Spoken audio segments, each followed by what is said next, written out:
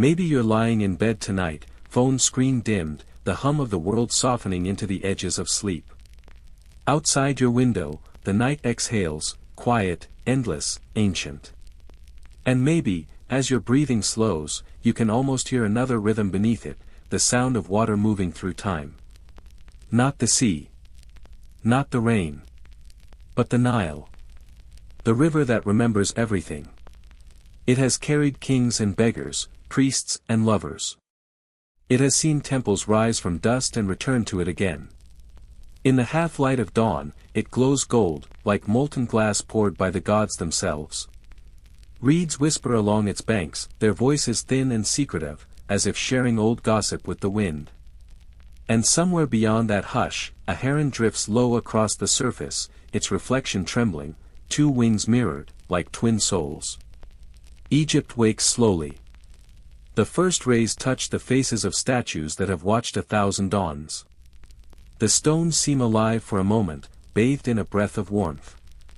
The river sighs against the steps of temples, where offerings once floated, petals, coins, prayers. It's a world half asleep, half remembered, caught between the living and the eternal. And within that silence, two names wait to be spoken. Two sisters, bound by blood and divided by destiny. Cleopatra, the woman the world will never forget. And Arsinoe, the sister history nearly buried in the sand. Their story begins where the river bends toward the sea. In a kingdom of sunlight and secrets. Where power moves like the Nile itself, calm on the surface, dangerous beneath.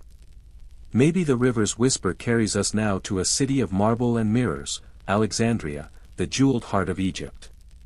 It is morning, soft and honey-colored, and the palace walls breathe with the scent of incense and crushed jasmine. Columns rise like the trunks of pale trees, their roots sunk deep in Greek ambition and Egyptian dust. Somewhere inside those walls, laughter echoes, light, delicate, and fleeting. Two girls walk barefoot along a corridor of polished stone. The elder, Cleopatra, carries a scroll tucked under her arm. She reads aloud in Greek, then repeats the same line in Egyptian, her tongue sharp and sure. The younger, Arsinoe, listens, tracing her sister's shadow on the floor with a fingertip. Her eyes are soft, but her silence is not emptiness, it is thought, gathering like slow water. Their father, Ptolemy XII, watches them from afar, a tired man with a crown too heavy for his trembling hands. He sees his daughters as symbols, not children. The future of a fragile kingdom must learn early how to smile for enemies and bow for friends. So, their tutors teach them more than language and law. They teach performance, the tilt of a chin, the pause before a lie, the art of seeming certain even when the ground beneath trembles. At night, when the lessons end, the sisters slip to the palace roof. There, the world widens.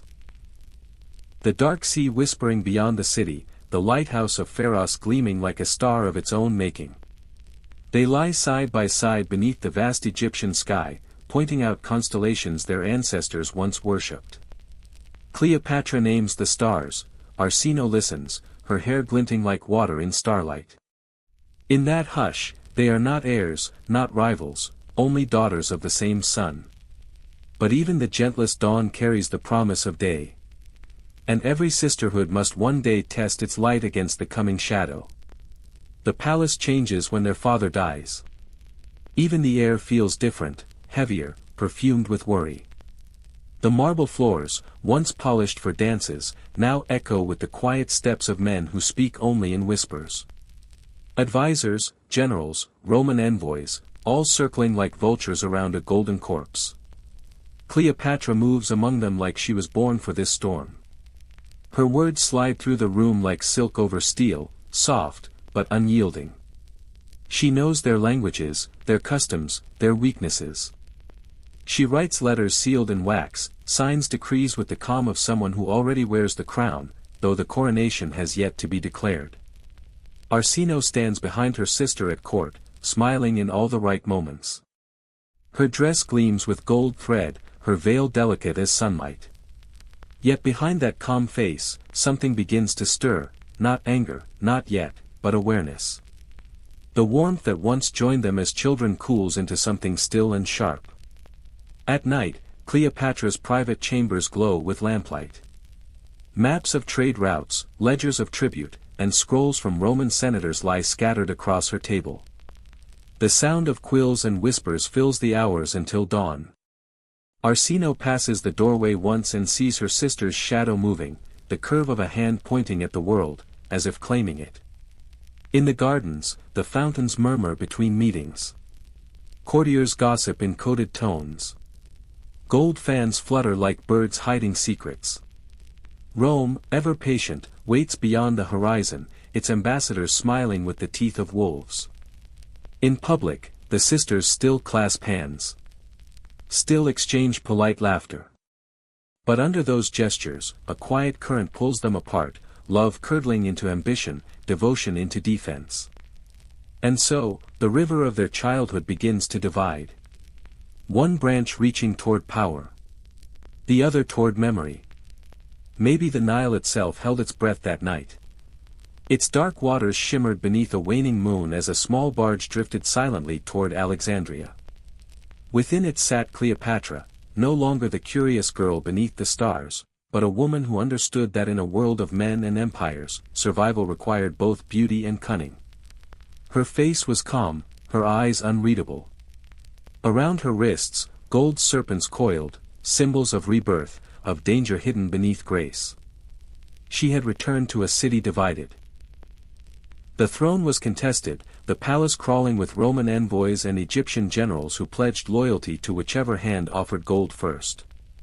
And above them all, the shadow of Julius Caesar loomed, a conqueror wrapped in the language of order. To some, he was salvation.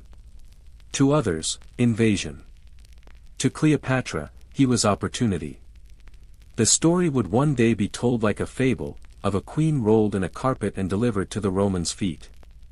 But that is only a poet's shorthand for what really happened. A meeting not of passion, but of calculation. A young ruler of a crumbling kingdom and an older man who saw in her something more than beauty, intellect, ambition, a reflection of himself. Two predators circling the same light. The serpent and the eagle. And somewhere beyond the marble corridors and perfumed chambers, Arsinoe watched. Hidden in shadow, her heart beating with the slow rhythm of disbelief.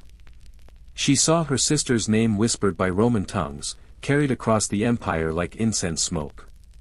Cleopatra, Egypt reborn, Egypt divine. And in that echo, Arsinoe felt the crown she once dreamt of wearing slip quietly from her grasp. There was admiration still, how could there not be? Cleopatra was magnificent, her words threaded with music, her presence commanding. But admiration curdled easily when mixed with fear. And so, the space between the sisters widened, one rising with the tide of Rome, the other left standing in its retreating wake. Above the city, the torch of Pharos burned steady through the night. Its light swept across the water, catching on the gilt of Cleopatra's barge and, far beyond, on Arsinoe's reflection in the palace glass. Two sisters, two fates. Each certain the gods had chosen her. The sound of war does not always begin with drums. Sometimes it begins with whispers, with footsteps echoing through empty corridors, with the hurried rustle of silk as a sister slips through the palace gates under cover of smoke. Arsinoe fled that night. Outside, the streets of Alexandria were already trembling, soldiers shouting in half a dozen tongues, Roman banners clashing against Egyptian cries.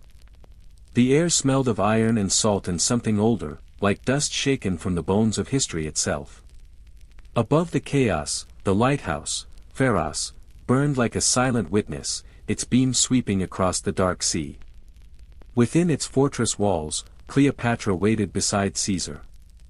Together they looked down upon the city that had once been theirs to command, now fractured, burning, alive with rebellion. Arsinoe had joined the generals who defied Rome, her own people, her own blood, standing now against her sister. And though neither spoke the other's name aloud, each knew the shape of her rival's shadow across the firelight. The great library stood near the shore, a temple of memory, of words too vast to count. When the torches reached it, the smoke rose like incense offered to an indifferent sky. Scrolls curled in the heat, knowledge turning to ash, philosophy to silence. It was said later that for 6 months the city glowed red at night, as if the Nile itself had caught fire. Cleopatra stood at the high window of the lighthouse and watched her kingdom burn. Below, waves struck the stone walls, rhythmically, relentlessly, as if reminding her that power is never owned, only borrowed. Beside her, Caesar dictated orders, his voice calm, detached, like a man reciting strategy rather than witnessing loss. She envied that detachment. For her, this was not war, it was the unraveling of her blood, her home, her history. Arsinoe, meanwhile, stood in the courtyard of the rebel camp, her armor still too new, her courage tested by every echo of her sister's name. She told herself this was survival, not betrayal, that she was saving Egypt from the Romans. But deep down, she knew she was fighting her reflection. The thunder of catapults shook the air, but soon even that grew faint, distant, hollow, as though the gods themselves had turned their faces away. And in that long night, under the glow of burning papyrus and broken marble, 2 sisters waged a war that neither could truly win. Loyalty dissolved into smoke. Survival became its own kind of prayer. The war ended not with a roar, but with a silence heavy enough to drown in. The smoke faded, the ships ceased their mourning, and the city of Alexandria, scarred but standing, waited for the Nile to wash away the ash. Arsinoe was taken not as a queen, but as a warning. Bound in chains of polished bronze, she was led through the streets of Rome, beneath arches carved with victories that were never hers. Crowds gathered, not out of hatred, but curiosity. They wanted to see the girl who had once dared to call herself Pharaoh. The marble gleamed white against the night sky. Torches hissed in the rain. And Arsinoe, the last remnant of a broken rebellion, lifted her chin and walked. Her steps were slow, deliberate, almost ritual. She did not weep. She did not bow. In that long, cruel procession, she seemed less a prisoner than a ghost passing through the empire that had claimed her story. Some said that even Caesar turned his gaze away when she passed, for there was something too human in her stillness, something that unsettled victory itself. And far away, in Alexandria, Cleopatra heard the news. Her sister, alive but defeated, had been paraded before the world. The court celebrated, the Roman envoys smiled, and yet the queen could not sleep. Power should have felt like triumph, but in her chamber, surrounded by gold and perfumed air, it only felt like distance. She sat by the window, looking out at the darkened Nile, the same river that had once carried them both as children. The water glimmered faintly under the moon, rippling like memory. Perhaps, she thought, this was the price of greatness. To climb higher than love could follow. To trade the warmth of a sister's laughter for the cold certainty of a throne. And so, beneath the same moon that watched over 2 daughters of the same sun. One slept in captivity. And the other, in her palace of victory, could find no rest. The years that followed gleamed like a mirage. Egypt, reborn beneath Cleopatra's hand, shimmered again with the illusion of eternity. The markets filled, the temples rang with song, and gold drifted through the air like dust from a god's own breath. To her people, Cleopatra was no longer merely a queen, she was divine. They called her Isis reborn, the living daughter of the sun. In processions through Alexandria, her barge glided along the Nile, veils of crimson silk trailing behind her like flowing flame. Musicians played soft lyres as priests scattered lotus petals upon the water. The scent of myrrh, rose, and honey clung to her every movement. Even the air seemed to bend around her voice, low, musical, deliberate, a tone that could both soothe and command. Her image became her armor, her beauty her weapon.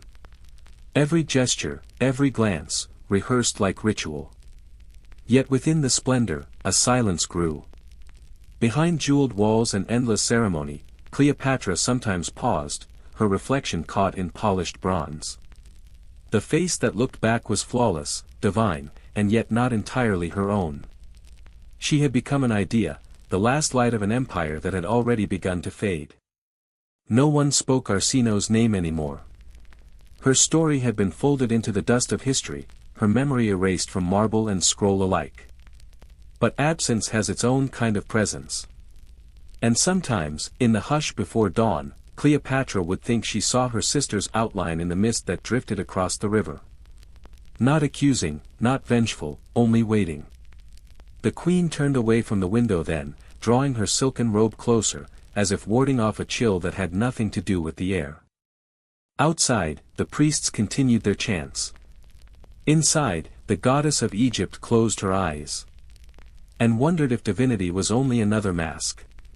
One worn to hide the fear of being human. The temple at Ephesus stood quiet beneath the moon, its marble columns gleaming like bones of forgotten gods. In its shadow, Arsinoe lived a half-life, not queen, not prisoner, but something in between. The years had softened her youth, but not her gaze. Each night, she knelt before the altar of Artemis, whispering prayers not for power, but for peace, though even she did not believe such peace was meant for her. Beyond the temple walls, the sea sighed against the rocks, carrying the faint scent of salt and distance, the smell of Egypt, of home, too far to return to. Sometimes she dreamed of the Nile, of the sunlight rippling on its surface, of her sister's laughter echoing in the palace gardens. She would wake before dawn, breath unsteady, and remind herself that dreams could be dangerous things. For even memory, once summoned, could betray her. Far across the water, Cleopatra ruled still, her throne gleaming brighter than ever, though its base had begun to tremble. Rome had changed its masters, Julius Caesar was gone, and in his place rose Mark Antony, fierce, indulgent, and easily bewitched by the Queen of the Nile. Their bond was as much strategy as affection, two empires entwined by silk and ambition. Yet beneath the perfume of politics, Cleopatra could feel an old unease stirring. Arsinoe. The name she had buried beneath marble and myth had begun to surface in whispers, of a living sister, a claimant, a rival sheltered under the goddess's protection.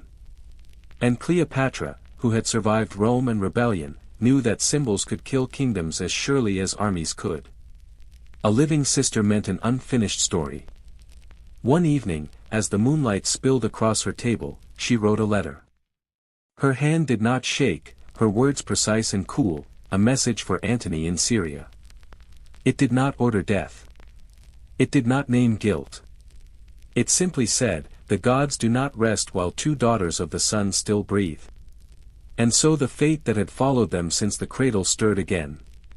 Far away in Ephesus, Arsinoe watched the same moon rise, its reflection trembling on the water below the temple steps. Two moons upon the surface, one full, one broken. She closed her eyes, feeling the weight of both. Night had folded itself over Ephesus like a shroud. The temple of Artemis glowed faintly beneath the stars, its pillars silvered by moonlight. Inside, the air was still, the kind of stillness that seems to wait for something inevitable. The priestesses had long since gone to their chambers. Only Arsinoe remained, kneeling before the altar. Her hands rested lightly on her knees, her head bowed in prayer, or perhaps in memory. The oil lamps flickered, their flames thinning into trembling threads of gold. Then came the sound, soft at first, almost human. Leather against stone. Metal against silence. Roman soldiers. They moved like shadows between the columns, torches swaying in nervous hands.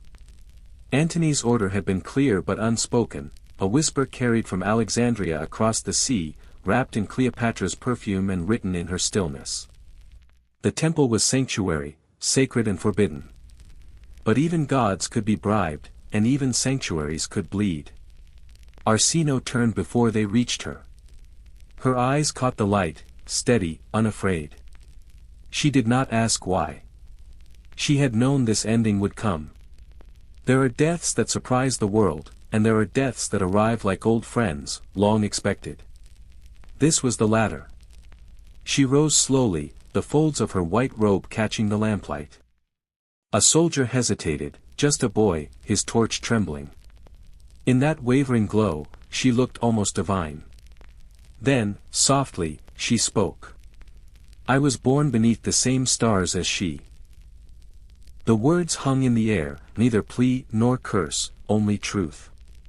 A gust of wind moved through the temple, fluttering the torches, bending the flames sideways as though the night itself wished to turn away. When it was over, silence returned, deep, consuming, endless. The torches dimmed to embers. The marble cooled. Outside, the moon drifted across the sky, indifferent and whole. Its reflection on the water below rippling where the broken one had vanished. The years passed like the slow turning of the Nile, winding toward its end. Cleopatra still ruled in Alexandria, the queen of gold and illusion. The palace glimmered beneath the midday sun, columns painted in turquoise and lapis, courtyards perfumed with lotus and rose. Musicians played soft melodies in hidden alcoves, and dancers moved like drifting smoke, each motion practiced, perfect, hollow. Yet within all that beauty, silence had taken root. It crept through the corridors at night, settling in the corners where laughter once lived. Cleopatra would sometimes pause in her walk through the halls, certain she had heard footsteps, light, familiar, echoing softly behind her. She would turn and see no one, only the shimmer of torchlight against marble. But in her heart, she knew. Arsinoe still walked these corridors, not in body but in memory, barefoot, watchful, unyielding. The queen's eyes had changed. They still shone like onyx, but there was distance in them now, a horizon she could not reach. Power surrounded her, Rome's envoys came and went, their words dipped in flattery and threat, but she had long since learned that power was only another form of waiting. For even as she feasted beside Antony, the empire was tightening its unseen chains. Octavian's shadow stretched across the Mediterranean like a gathering dusk. Sometimes, as the sun fell over the harbor, Cleopatra would sit by her reflecting pool. Lotus petals floated on the surface, drifting lazily toward the edge where water spilled into silence. She would trace their movement with her eyes, her thoughts far away. The scent of honey and wine filled the air, yet even that sweetness carried the taste of endings. There were victories left to win, but none that could fill the space her sister's absence had left. Cleopatra had outlived her rivals, outwitted her enemies, outshone her lovers. And yet, each triumph had taken something with it. The closer she came to immortality, the further she drifted from peace. In the gardens beyond her window, the night birds called to one another. Their voices rose and fell like the pulse of a memory too old to fade. And Cleopatra, last queen of the Nile, closed her eyes and listened. To the wind through the palms. To the hush of the distant river. To the ghosts of all that power could not keep. The chamber was small, quiet, and filled with light. Not the golden light of the throne room, nor the fierce blaze of Egypt's sun, but a softer glow, the kind that visits only at the edge of endings. Outside, the sea murmured against the stones of Alexandria, as though whispering one final secret to the queen it had watched all her life. Cleopatra sat among silks the color of dusk. Her crown lay beside her, its jewels dulled by shadow.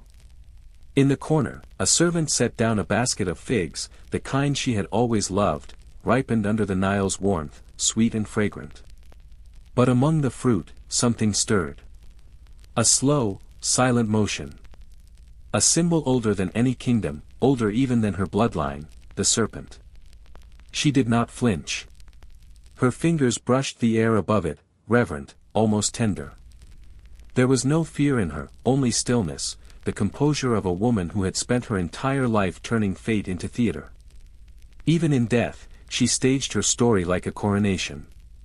Every gesture measured, every breath deliberate, until the boundary between power and surrender disappeared. The asp struck quickly, a whisper, a kiss, and then silence. She reclined on her couch, her robes flowing around her like the petals of a dark lotus. The poison moved through her veins with the rhythm of sleep, not pain. Her pulse slowed, her eyes softened, and the faintest smile touched her lips. Some say she dreamed in those final moments. Of the palace roof under starlight, of laughter shared with Arsinoe when the world was still whole. Two sisters once born beneath the same stars, now reunited beyond them. The serpent curled beside her hand, still, its work complete. And as the city outside stirred with the rumor of her passing, the queen who had lived as a goddess slipped quietly into legend.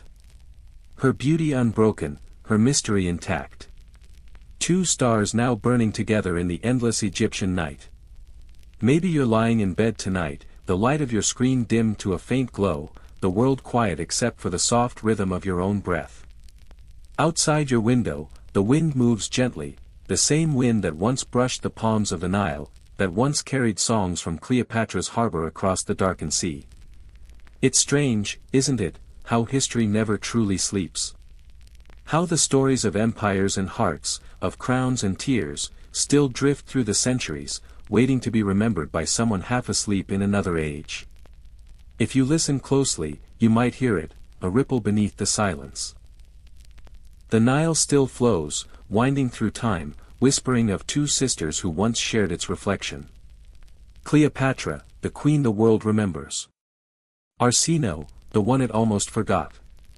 One ruled by vision, the other by defiance. And between them, the fragile thread of love and rivalry that shaped a kingdom's fate. It's easy to think their story was about power, the crowns, the battles, the marble halls. But maybe it was something smaller. Maybe it was about the way one soul recognizes itself in another. And how ambition, that bright and terrible thing, can turn even love into legend. Egypt sleeps now beneath its sand and silence, its temples half buried, its names softened by time. But beneath that stillness, something endures, not gold, not empire, but memory. Because memory, like the Nile, never truly dries.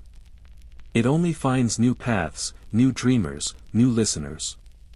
And so, as you lie there, drifting towards sleep, let the river carry you too. Let the torches fade, the crowns crumble, the noise of history fall away. All that remains are two sisters beneath an endless sky. Their voices mingling with the wind. Their story breathing still. And so, as the candles fade, we remember. Not the crowns they fought for, but the love that turned to legend.